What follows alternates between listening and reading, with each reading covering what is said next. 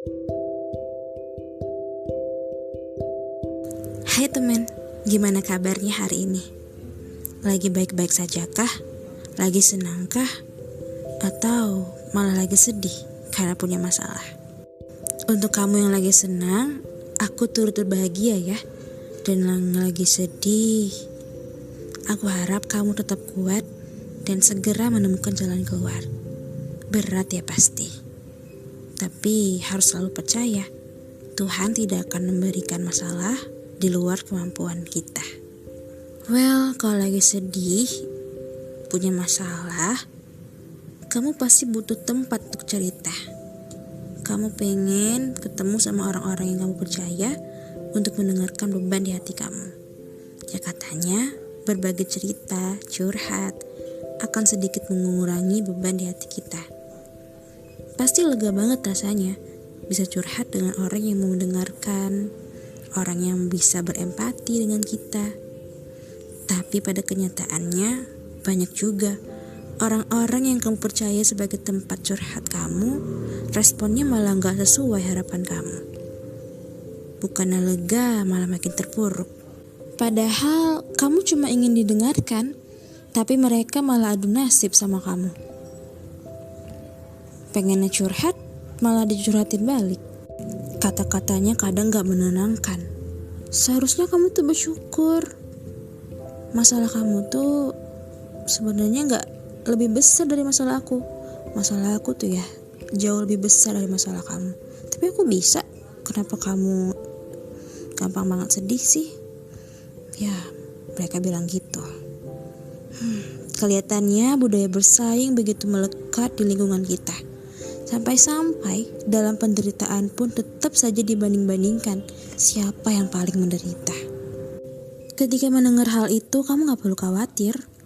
Gak perlu menganggap kamu terlalu lemah atau masalahmu terlalu sepele. Percaya deh, gak ada masalah yang terlalu besar atau kecil. Karena Tuhan memberikan ujian, memberikan masalah, itu sesuai dengan kemampuan kita. Mungkin sepele bagi mereka, tapi sakitnya, sedihnya kan nyata kamu rasakan. Bener gak? Jadi jangan menyangkalnya. Emosi itu gak punya saklar on and off. Emosi itu terkadang gak bisa kita kendaliin. Jadi jangan pernah menyangkalnya. Memang emosi perlu disadari dan dibagikan bersama untuk dirasakan. Nanti rasa sakitnya akan berkurang dengan kita berbagi seperti itu. Tapi ketika orang yang kita ajak berbagi gak mau mendengarkan, gak mau memahami, jangan makin bersedih. Karena masih ada Tuhan, masih ada yang Maha Kuasa. Langitkan doamu, karena hanya Dia yang Maha tahu apa yang kamu rasakan, apa yang sebenarnya terjadi. Dan Dia tahu kapasitasmu. Orang-orang di luar sana mungkin gak tahu apa latar belakangnya sehingga kamu begitu sensitif atau kamu begitu gampang bersedih. Mungkin saja ini adalah puncak dari segala kepedihan yang pernah kamu rasakan. Maka dari itu, tempat curhat terbaik adalah kepada yang Maha Kuasa. Karena ya, Dia benar-benar tahu segalanya. Masa lalumu, masa sekarangmu, bahkan masa depanmu. Ketika kamu tahu sakitnya, gak enaknya, pengen cerita malah dicurhatin balik, atau gak enaknya diadu nasibnya sama mereka. Jangan lakukan itu ke orang lain ya.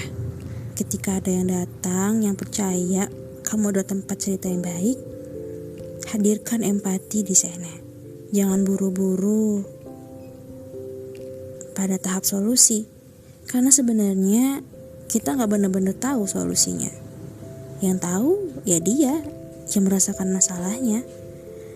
Cukup dengarkan. Jika dia meminta saran, kamu boleh memberikan saran menurut pemikiranmu. Mungkin dia akan bilang, kamu gak tahu perasaan aku sebenarnya. Ya, memang aku emang gak tahu. Yang tahu yang emang kamu sendiri. Tapi yakinkan dia kalau kita selalu ada dengan dia. Kalau kita mendengarnya, kalau kita berusaha memahaminya. Jangan bertindak one man show. Cukup jadi pendengar. Biarkan dia bercerita. Mungkin kita akan bercerita, tapi di lain waktu.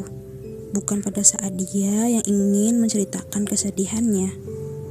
Empati adalah hadir sepenuhnya, merasakan, memahami apa yang orang lain rasakan. Empati memang bukan perkara hal mudah, tapi pasti bisa kalau kita latih terus. Sadari emosi yang hadir, jangan buru-buru kepada kesimpulan, apalagi kepada solusi.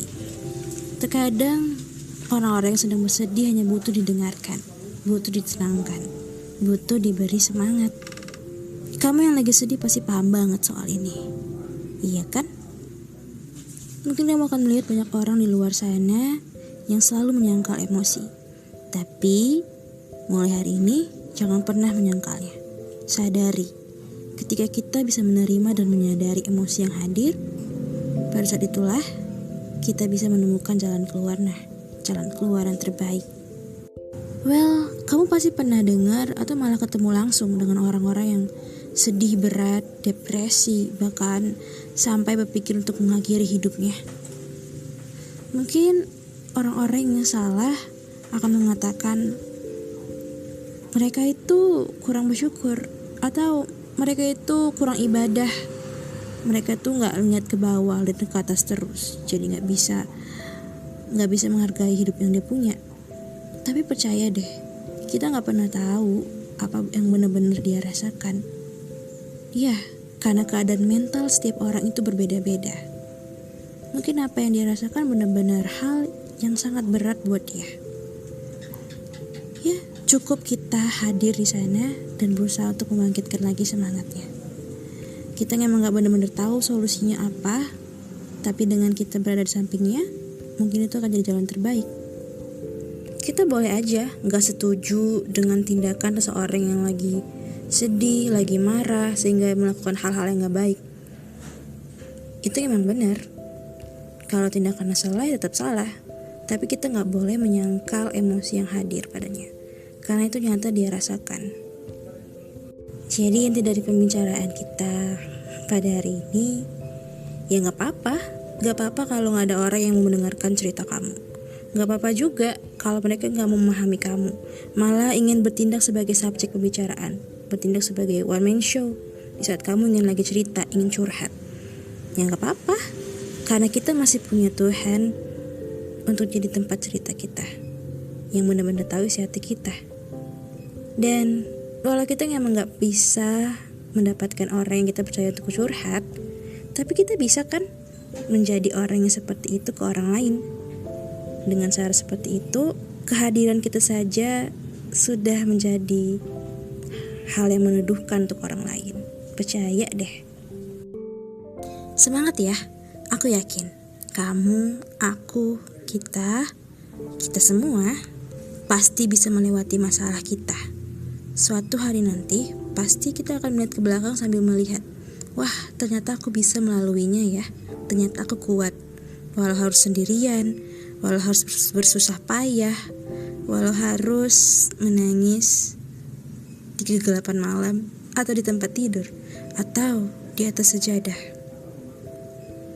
Pada akhirnya semua pasti akan berlalu.